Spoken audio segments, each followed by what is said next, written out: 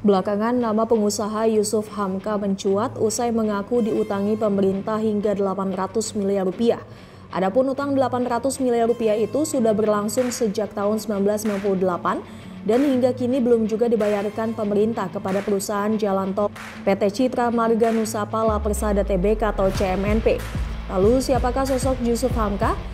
Dikutip dari gramedia.com, Yusuf Hamka adalah seorang pengusaha di bidang konstruksi terutama pada pembangunan jalan tol.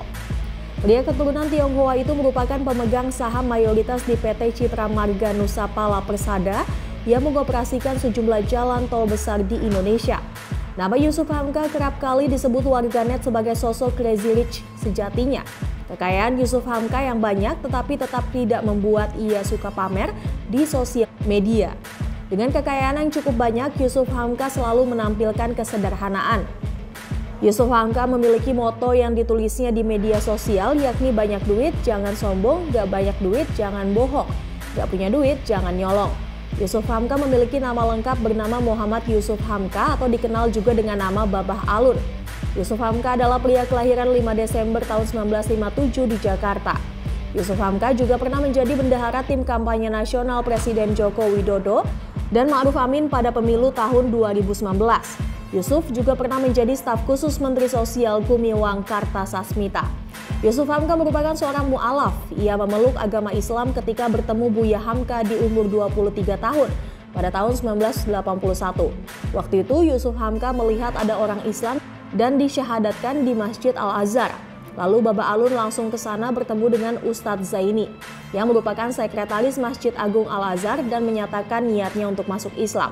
Kemudian dia dibawa ke rumah Buya Hamka di Jalan Raden Fatah. Di bawah bimbingan Buya, ia pun mengungkapkan 2 kalimat syahadat dan namanya diganti oleh Buya Hamka menjadi Yusuf Hamka. Jauh sebelum menjadi pengusaha sukses seperti saat ini, Babah Alun atau akrab disapa Yusuf Hamka sudah menjalani hidup yang keras sejak kecil. Ia menghabiskan masa kecilnya di daerah Pasar Baru, Jakarta Pusat. Sepulang sekolah, ia juga seringkali menghabiskan waktunya untuk berjualan keliling seiring hidup pas-pasan.